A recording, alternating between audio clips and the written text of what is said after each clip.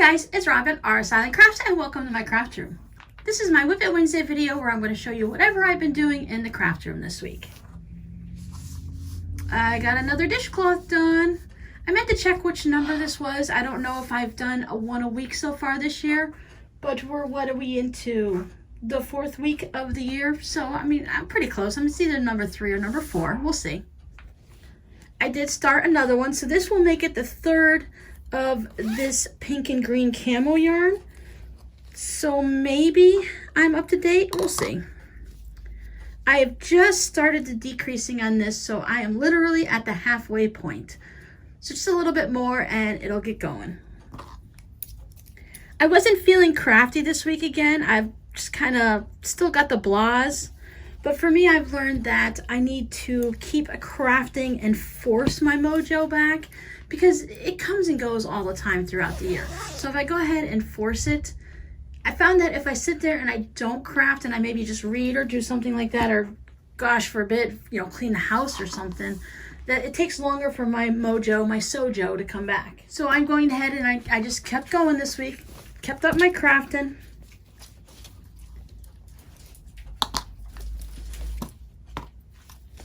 I have been working on this hat still, the Honey Study hat.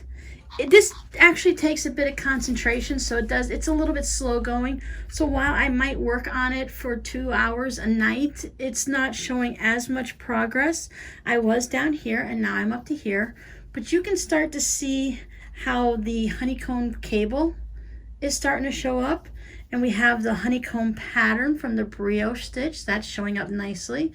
So we have, let's see where that marker is. So there's 1, 2, 3, and 4 cables that are going around, which also gives us the 4 bits of the honeycomb. So it's working up really nicely. I am enjoying working on it, but it is very slow going because I have to really pay attention to what I'm doing. Of course, the cable row comes every 4th row, so you have to really pay attention when you're doing the cables. Cables aren't that hard. It's just this one little section I have to worry about. And then I do 3 rows of regular stuff and I come back to this. So it's only 4 little cables, no big deal. These are very, very simple cables. The honeycomb brioche is where I have to pay attention. You do a couple rounds going, one way. And then while I'm still knitting the same way in the round, I'm actually knitting them backwards to where I might be knitting 1, 2, 3. The next round, I'm knitting 3, 2, 1. So I just kind of keep an eye on what I'm doing so that I don't mess it up anywhere, so that it ends up looking really nice when it's all blocked out.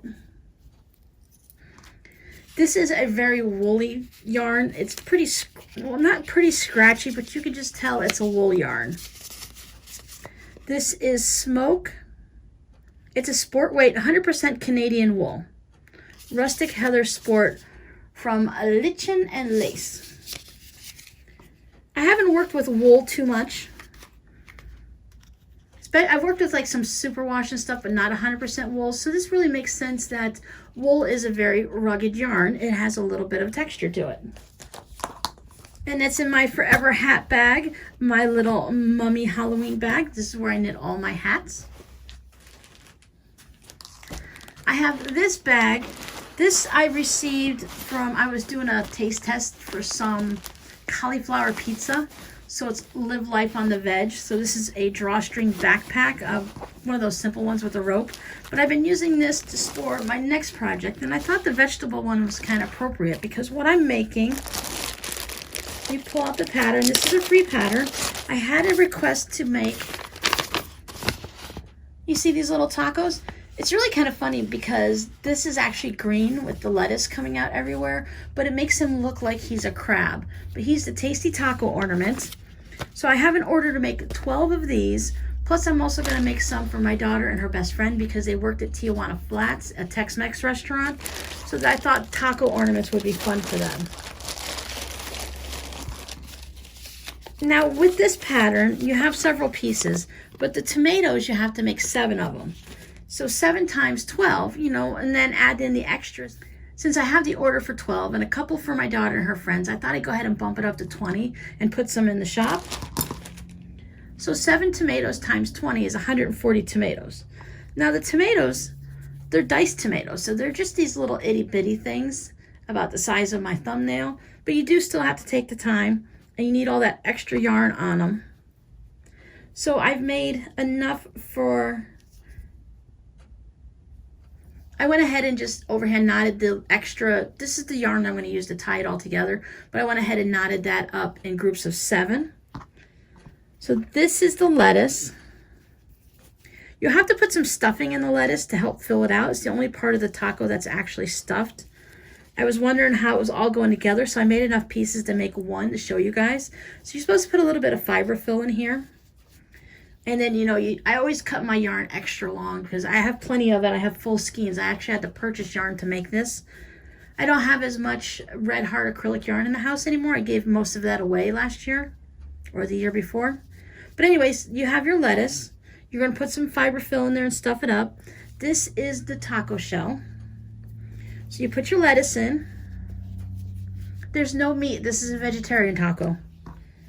And you have your cheese. Instead of shredded cheese, it's an actual slice of cheese. So you put that in there. And then you sprinkle 7 little tomatoes all over the place. They all have to be stitched down. So if you could just kind of imagine that. And then you put a little smiley face on here and you hang it. It looks like you hang it from the cheese. So the cheese ends up going up like this. And then you have all your tomato goodness everywhere. So there's your taco. It's a bit crazy, but it's kind of cute. This ends up measuring, this looks like it's about 4 inches. 4 inches wide, 3 inches tall, thereabouts. But see those little bit of tomatoes, it just adds that enough of a color. And of course it's going to be put together much neater than it is, you know. And he has to have his little smiley face. You see the little taco's got a smiley face? So yeah, it's kind of cute. And I said if I did this in red, it would end up looking like a crab. So it's a very versatile pattern. So I've got some pieces going. I've gotten 3 lettuces, 3 cheeses, 1 shell, and enough for 3. So I'm getting there. I think I'd just go ahead and do it in groups of 3. Whatever day I feel like. Sometimes I feel like making cheese. Sometimes I feel like making a shell. You get really tired of doing the tomatoes pretty quick. It's a little itty bitty 3-row repeat. So that just kind of, you get bored with it pretty quick. No rush. These are Christmas ornaments, so I have plenty of time. I would like to get them done sooner than later, of course. This is one of those projects that I'm working on at night when I'm getting a little bit tired, but crocheting these are really simple. There's not a lot of thought process to it. Most of it is just basically crocheting a square. I've made so many hats with crochet that this is just the basics of the beginning of a hat, so you just don't really have to pay attention too much. And ultimately, if your lettuce is a little wonky or your cheese is a little crooked, is it really going to be noticed? No. So it's a good project to work on when I'm tired. Now, although all of mine are perfect right now, let me just tell you, I did not fall asleep doing them. They're all nice and even and straight. I have my bag of yarn here. It's kind of interesting. It's one of those things that takes a very, very little amount to make one ornament. Just such a little amount of each color, but you have to buy the full skeins to get them done. And I could not find gold or corn husk anywhere locally, so I had to order that from Michael's. So yeah, on my little backpack, I thought that was a little appropriate to have some vegetables for my vegetable taco. That's all I worked on in the yarn department, so let's see what I dabbled in when I was sewing.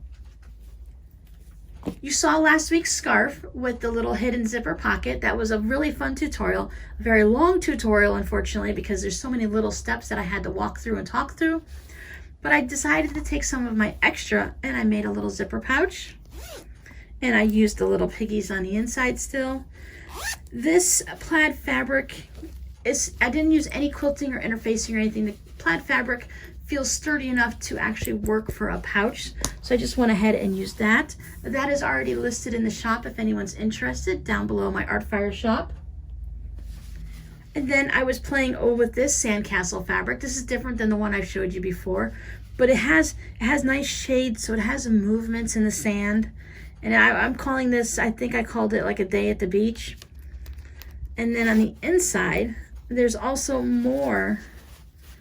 So it's a sandcastle fabric. You have a girl on the sandcastle, little kids playing and running around in the sand. So I thought that was really appropriate to go in it. I had a nice sand colored zipper. So there is that pouch. There's 2 pouches this week. And then I went a little crazy on the buckets.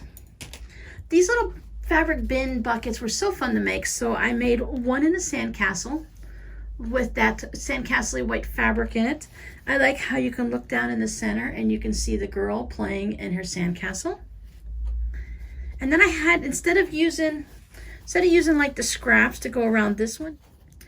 So this is the one you saw last week. I just went ahead and put some fun cupcake fabric on the inside to go with the kind of a food thought here. I didn't have any fruit fabric, but I thought cupcakes was fun. And a nice little matching pink up here. Makes it nice and bright to go against the blue. I finished that one off. So instead of using the scraps, I went ahead and I just pulled out a strip. Now this strip, sometimes the fabric designers make it a little bit hard on us because this strip wasn't perfectly straight all across. It kind of had these waves to it like that, but it had these pink tigers and I thought they'd go nice with the blue. So I decided to just go ahead and use that strip all the way across instead of using the scraps. I had some lions and tigers and bears and elephants, oh my. There's no bears, but there's lions and cheetahs and tigers and elephants and stuff. And then I went with a gold that would go with the yellow down in here. So with the sandcastle, I decided to just go ahead and stick with one fabric entirely.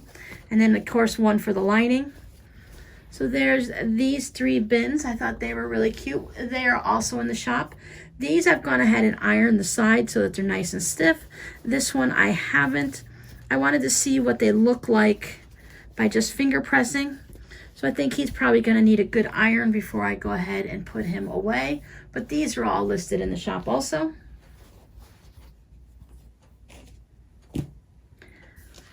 And then last week, for a couple weeks now, you guys have been telling me what projects you've been working on. And a few of you have been working on chapstick holders. So I thought, well, I want to make chapstick holders. I want to be like all the cool kids and make them too. So I started playing with a pattern. I'll go ahead and link it down below, but I got this from Sew for Home. And it has, what I liked is it had this part here that was cut in to go around the key ring. And it didn't have the actual key fobs on the end. I don't have any more of those, or at least I only have a couple left, so I didn't want to purchase new hardware or anything like that. I want to just keep using what's in the house. So I have a whole bunch of these keychains, so I went ahead and used that. So I thought, okay, well, let me try it out. And I started playing with them. I made this one the first one, and this one, you're supposed to take this part and put it to the back, but I guess I misread that, so I put it to the front. It holds your nice little chapstick, and you can just hang it from your keyring like this or hang it from your purse. My current chapstick is just a Blistex. It has a broad spectrum SPF on it. Whenever I'm out mowing or out in the sun, my lips get burnt. As a young child, I've always gotten sunburn on my lips, which makes them swell up and get like cold sore blisters and stuff on it, but it's just sunburn. So I try to always keep something like this around. But after that, I thought, well, the chapstick was a little tight, so let me make it a little bit wider. And instead of sewing in 1/4 of an inch, let me go ahead and sew right along the edge here. Well, that made it a little bit too big because there's a reason why it's this size, so that it fits in there nicely. So while this is okay, I would be really concerned that it fell out. Then I played with some more fabric. And I didn't, as you can see, I didn't change my thread or anything to match. I was just wanting to play a little bit and see what it was like. I folded all of these to the back like you're supposed to. I gotta tell you, for such a simple project, I struggled with it.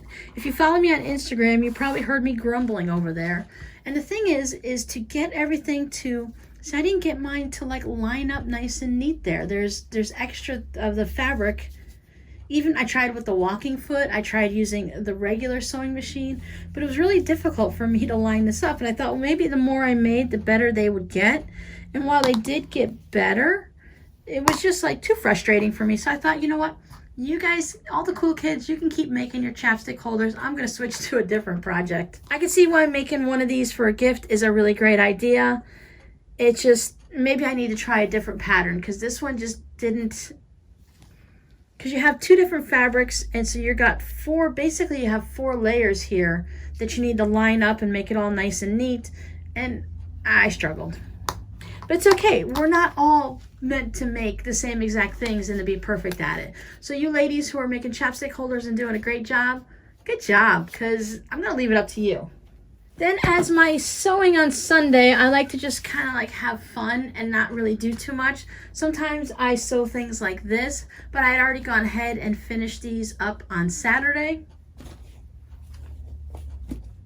I spent my morning doing some computer stuff, getting those all listed in the shop. So by the time the afternoon came and it was like 1, 2 o'clock in the afternoon, I thought, well, I just need something quick to sew on. I didn't feel like sewing on scraps, but a few days ago, I woke up in the middle of the night, and if you ever woken up in the middle of the night and just had a thought come to your head and you're like, maybe you were dreaming something about it, I guess my mind was working through something when I was sleeping, because it said, hey, you need to make a rail fence quilt using the 2.5-inch scrap strips that you swapped with.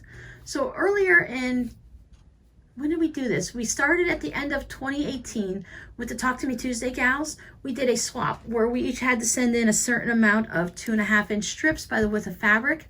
So we sent those all in, and they were all jumbled together and mixed up, and then we were sent a set back to us. So I thought that was really cool. And we were supposed to make our swap quilt by the end of 2019. Well, I never really thought about what I wanted to make. I was looking at a few different patterns and it just hadn't come to me. And then I thought, why be fancy?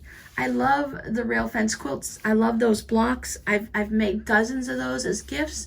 So I thought that would really work out great with these strips. I went ahead and I didn't really overthink it. I just tried to pair up what I would consider a dark and a light. So depending on which ones they were. And as you can see, most of the time is a simple, definitely you can tell dark from light. Tried not to put my blues together or anything like that. And actually it worked out really well. I pulled out some batiks and stuff because I didn't want to put those in there. I'd rather put them in a different project than mix them in here.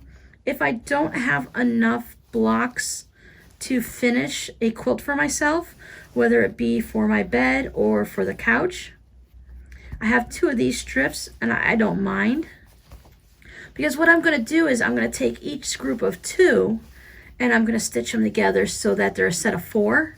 And then I'm going to go ahead and cut them into 8.5-inch blocks. What I do is after I stitch them all together, I measure how wide they are. And then that's what I cut my blocks so that they're all square. So that way, in case I didn't get my 1/4-inch seam just perfectly, I can go ahead and just use it whatever size it is, because it's going to be for me. It's not, doesn't have to match up with anybody else. So I went and did all my 2s and 2s, got everything all pressed so that later on when I sit down to sew again, I can just go ahead and sew at my 4s, and then it'll be ready to go ahead and cut and then stitch into a quilt. I gotta say, I think one of my favorite projects this week is just this fabric. I am just in love with the colors, the brightness, and I'm not a brown person, but I really just love the way this sandcastle fabric looks. So that is my favorite project of the week. A nice, simple zipper bag, but you know, they're so handy for so many different things. There's so many things you can just put in those to keep yourself organized and to store things in it. So that's what I've been working on this week. What have you guys been working on? Please don't tell me chapstick holders, because I'm done with those unless you guys have a really simple pattern that lines everything up neatly, because I might just go back to crocheting them, because I used to crochet them a lot too in the past, and I made dozens crocheted ones. Those are quick and easy to make too. So that's it for me this week. I'll see you guys next time. Bye.